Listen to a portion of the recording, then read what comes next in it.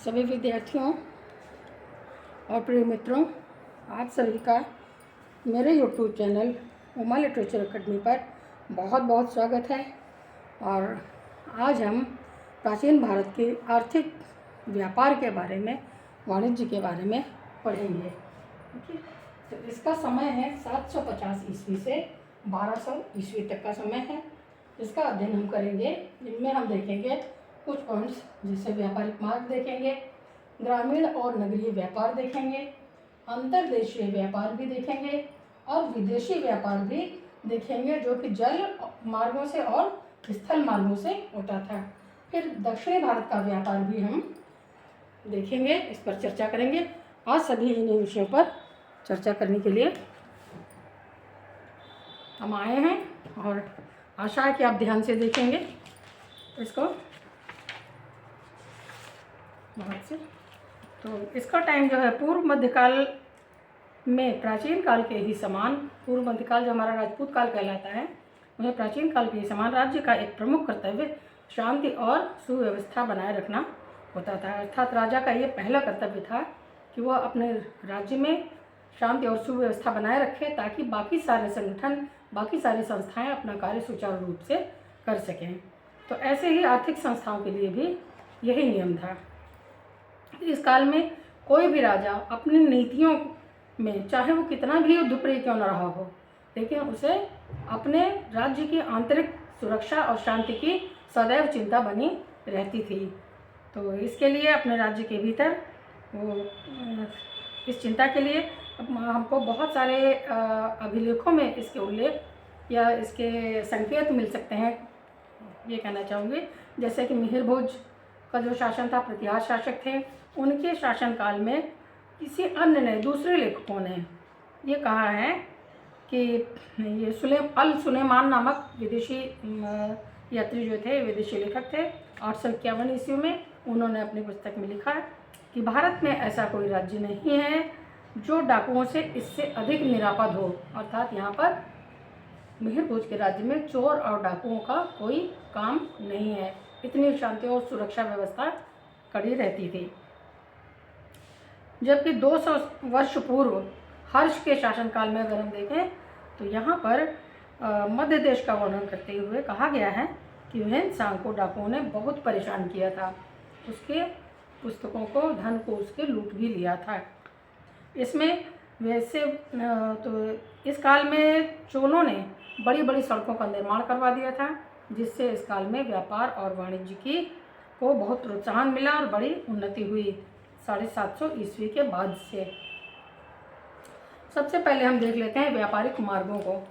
तो तत्कालीन साहित्य और अभिलेखों में व्यापारियों और अन्य वर्गों के एक स्थान से दूसरे स्थान तक आने जाने का उल्लेख तो मिलता है, परंतु व्यापारिक मार्गों अथवा यातायात के मार्गों का उल्लेख नहीं मिलता।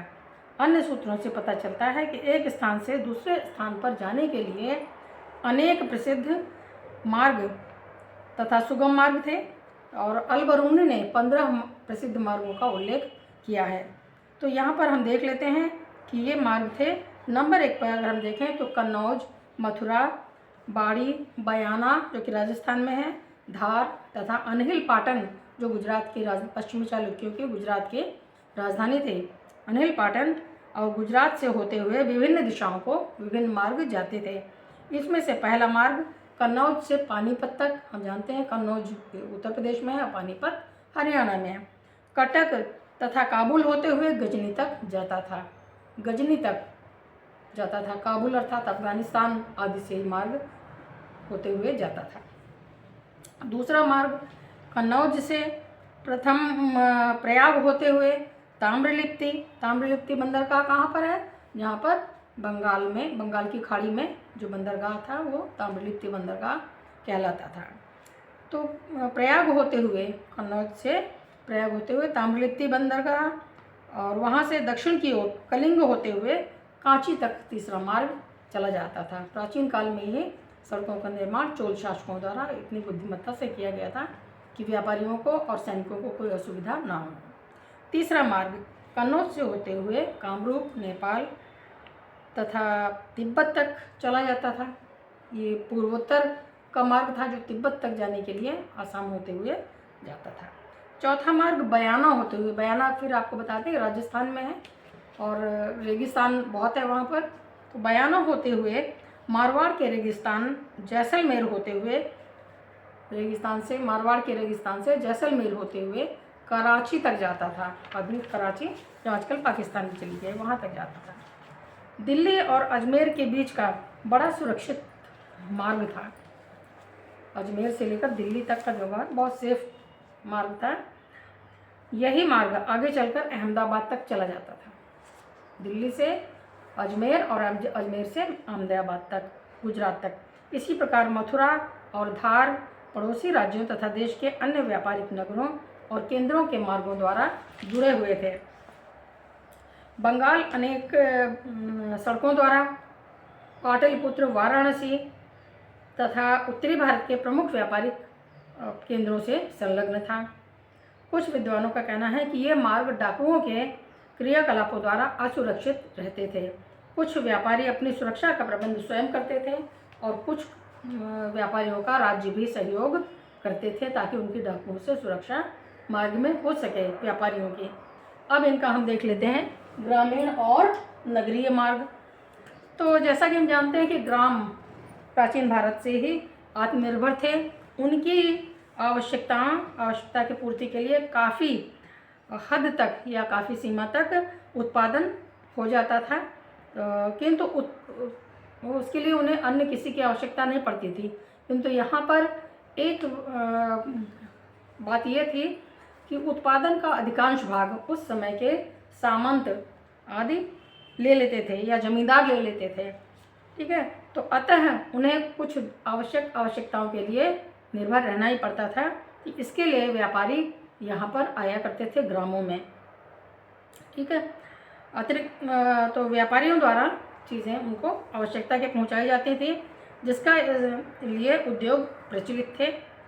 और इसमें कुछ सामान ऐसे थे जो गांव वाले प्रयोग करते थे, जैसे नमक, मसाले, अन्न, लोहा, कपड़े आदि दैनिक उपयोग की वस्तुएं एक स्थान से दूसरे स्थान पर ग्रामों में ले जाई जाती थी, जो व्यापारियों द्वारा होता था।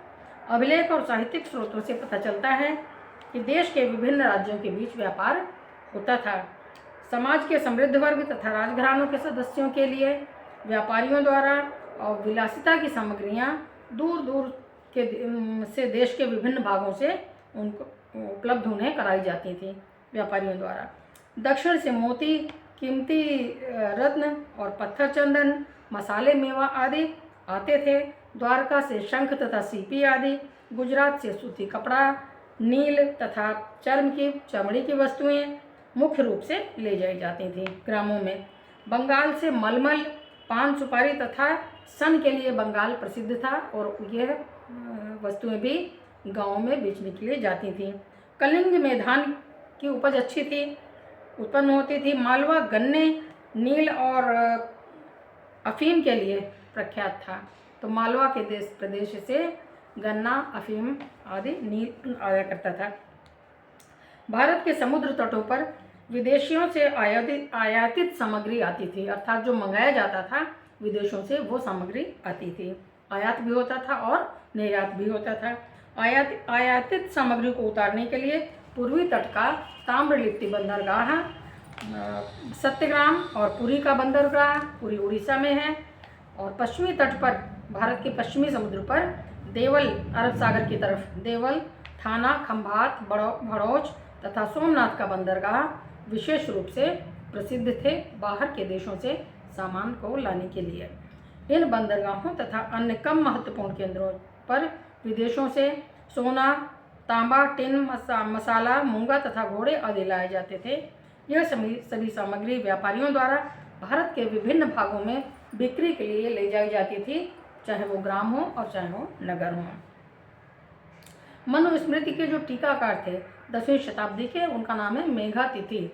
तो मेघातिथि ने कुवलयमाला, मेघातिथि इसके अलावा कुवलयमाला ग्रंथ है, ये कथा साहित्य सागर लमरच्छ कहा से पता चलता है कि व्यापारी पाठ्य वस्तुओं को एक नगर से दूसरे नगर में ले जाकर बेचते थे। पण्य वस्तुओं को, पण्य वस्तुओं का अर्थ होता है जो बेची जाने वाली वस्तुएं होती हैं उन्हें पण्य पदार्थ या विक्रय पदार्थ कहते थे, जिनकी अन्य नगरों में आवश्यकता होती थी।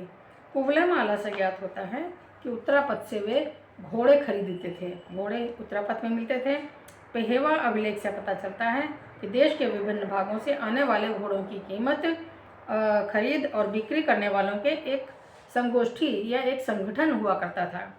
10वीं शताब्दी के आहार अभिलेख जो उदयपुर में है, इनसे व्यापारियों के एक बड़े सम्मेलन का उल्लेख मिलता है, जिसमें कर्नाटक, मध्य प्रदेश, गुजरात, पंजाब आदि के व्यापारियों ने भाग लिया था। ये एक सेमिनार जैसा था जिसमें दूर दूर से व्यापारी मार्गों द्वारा आते थे। हालांकि आने जाने में कठिनाई अवश्य होती थी, समय भी लगता था, लेकिन फिर भी लोग आते जाते थे। कुवलयमाला ग्रंथ में भी उत्तर तथा दक्षिण के व्यापारियों के सम्मेलन का उल्लेख मिलता है। अब हम देख लेते हैं अंतर्देशीय व्यापार को।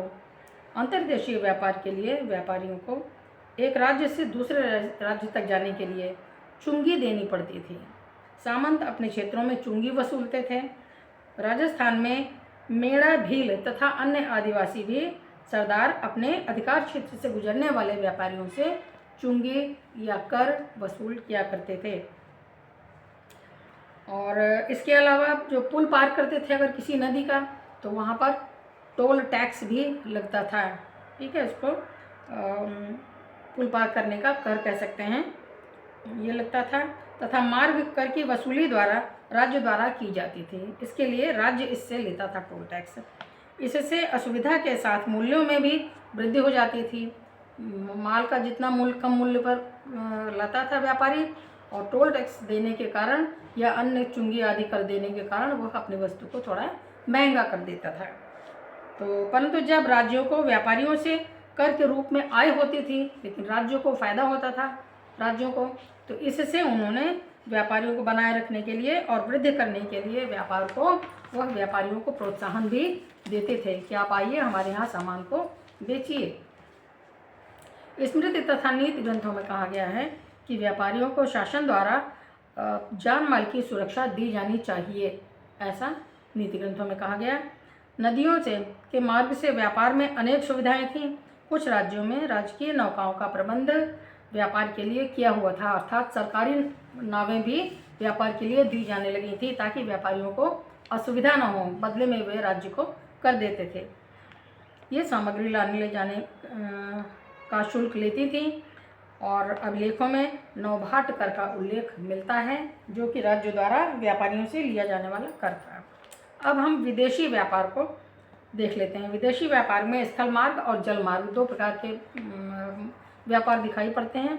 तो पहले स्थल मार्ग देख लेते हैं। विदेशों से स्थल मार्गों तथा समुद्री मार्गों से व्यापार होता था। भारत, तिब्बत, आसाम और चीन से के बीच स्थल मार्ग से व्यापार हुआ करता था, निर्यात होता था। असम, बर्मा, सिक्किम और चुंबी घाटी से होकर चीन तक जाने का स्थल मार्ग था। एक मार्ग पुंड्रवर्धन से कामरूप तथा दक्षिणी चीन तक जाता था। कामरूप और तिब्बत के बीच 35 घाटियों से होकर व्यापार होता था। ये सभी मार्ग कठिन और असुरक्षित थे, दुरूह थे और असुरक्षित थे, परंतु साहसिक व्यापारी, जो व्यापारी बहुत साहसी थे, वे अपने व्यापार के लिए में लिप्त रहकर इन मार्गों पर समूहों में चलते थे ताकि हम लोग डाकुओं का सामना कर सकें। एक समूह में रहेंगे तो बहुत संख्या रहेगी, जनसंख्या, और हम लोग डाकुओं से लड़ लेंगे, ऐसे व्यापार करते थे। 8वीं शताब्दी से भारत का व्यापार मध्य एशिया के साथ घटने लगा था। इसका एक कारण मार्ग की असुरक्षा ही था, तथा दूसरा कारण था अरब तथा चीन में मध्य एशिया पर प्रभाव जमाने का प्रतिद्वंदिता चल रही थी कि अरब ज़्यादा व्यापार करता है भारत से या चीन ज़्यादा व्यापार कर लेता है। इसकी प्रतिद्वंदिता भी होने लगी थी, तो इससे व्यापार में कुछ गिरावट भी आई। अब जल मार्ग से व्यापार को देख लेते हैं। 9वीं शताब्दी के उपरांत अरब साम्राज्य का विस्तार होने के कारण अरब व्यापार में बड़ी बढ़ोतरी हुई। फलस्वरूप अरब के समुद्री व्यापारियों का बोलबाला होने लगा और अपने विशालकाय जलपोतों के कारण समुद्री व्यापार में चीन का भी प्रभाव बढ़ने लगा। चीन के पास भी बड़े बड़े जलपोत हुआ करते थे, जिससे उसका भी व्यापार में प्रभाव बढ़ने लगा। 11वीं शताब्दी में ईस्वी में उनके द्वारा कंपास का, किसके द्वारा? चीन के द्वारा कुतुबनुमा या कंपास का आविष्कार कर लिया गया, जो कि दिशा तय करता था कि उत्तर दक्षिण कौन सी दिशा है, पूर्व पश्चिम कौन सी दिशा है। इसलिए समुद्र में जहाज भटकते नहीं थे, तो इसके कारण उन्हें अधिक सहूलियत हो गई चीन को। उनके जलयानों में सशस्त्र सैनिक भी रहते थे जो मार्ग के डाकुओं आदि से लड़ सकते थे। इसके विपरीत भारत के जलयान छोटे होते थे और उन्हें समुद्री डाकुओं से सुरक्षा के उपाय भी उनके कम होते थे भारतीयों के। अतः अरब और चीन की तुलना में भारतीय सामुद्रिक व्यापार में कमी आने लगी। ये तो कहा जाता है कि चालुक्यों का श्रेय है कि उन्होंने समुद्री व्यापारियों को सुरक्षा देकर भारतीय व्यापारी को कुछ प्रोत्साहन दिया। जो पश्चिमी अरब सागर की तरफ के जो थे, तो चालुक्यों ने उन्हें सुरक्षा दी और उधर का व्यापार कुछ भारत का बढ़ा। 10वीं शताब्दी ईस्वी के बाद पश्चिमी देशों से भारत का व्यापार बढ़ने लगा। अब दक्षिण भारत का व्यापार देख लेते हैं। चीन दक्षिण पूर्वी एशिया तथा पूर्वी देशांतरों से भारत के पूर्वी तथा दक्षिण की कोरोमंडल तट पर स्थित बंदरगाह से व्यापार होता था।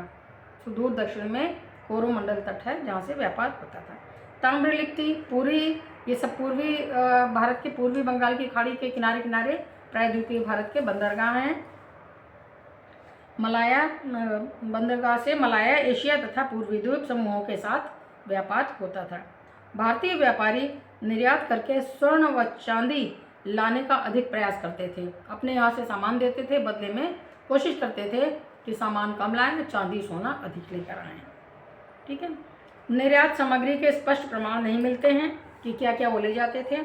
आयातित सामग्री में लौंग, सुपारी, मंदार, नीला तोता आदि का उल्लेख मिलता है जो विदेशों से आयात होता था। दक्षिण भारत से निर्यात के बदले सोना चांदी आता था दक्षिण भारत में से। उत्तर भारत से चीन को मलमल जाता था। सन, चर्म, चमड़ा का सामान और गैंडे के सींग, चीते की खाल आदि का निर्यात उत्तर भारत से होता था दूर देशों में चीन की तरफ। इसके बदले में रेशम, रेशमी वस्त्र जिसे चीनांशुक भी कहते थे, तथा सोना चांदी आता था। इस पर बाद में चीन ने नियम बनाए। यद्यपि चीन से भारत का व्यापार कम होने लगा था नियमों के कारण, तथापि राजेंद्र चोल के द्वारा, चोल शासक राजेंद्र के द्वारा श्री विजय सुमात्रा और कढ़े पर विजय प्राप्त करने के कारण चीन से व्यापार सुगम हो गया था। व्यापार का मार्ग खुल गया था। समुद्री व्यापार का सर्वाधिक लाभ दक्षिण भारत, गुजरात और बंगाल को मिलता था। उत्तर भारत को उतना नहीं मिल पाता था समुद्री व्यापार का, क्योंकि वो दूर थे समुद्र से। इसका कारण इसका समुद्र तटीय होना था। तो उत्तर भारत में यह काल वाणिज्य की जड़ता और ह्रास का काल माना जाता है, अर्थात पतन का काल माना जाता है। उत्तरी भारत में 8वीं और 10वीं शताब्दी में नई स्वर्ण मुद्राओं की बहुत कमी हो गई थी। ठीक है। आंतरिक व्यापार के ह्रास से व्यापार संघ, जिन्हें श्रेणी कहा जाता था, कमज़ोर पड़ गए। व्यापारियों की श्रेणियाँ अर्थात आर्थिक संगठन कमज़ोर पड़ने लगे। उसका एक बड़ा कारण तो विदेशी आक्रमणों का होना भी मान सकते हैं हम लोग। ठीक है। जातकों में कहा गया है कि जो श्रेणी प्रमुख को जेठक या प्रमुख कहा जाता था। वणिकों के प्रमुख को भी श्रेणी कहा जाता था। जो व्यापारियों के प्रमुख होते थे उन्हें भी श्रेणी ही कहते थे। इनके नियम से जो सभी व्यापारियों को मानने होते थे, इनके जो नियम होते थे श्रेणियों के, वो सारे के सारे व्यापारी उनको फॉलो करते थे। इनकी कार्य समिति भी होती थी।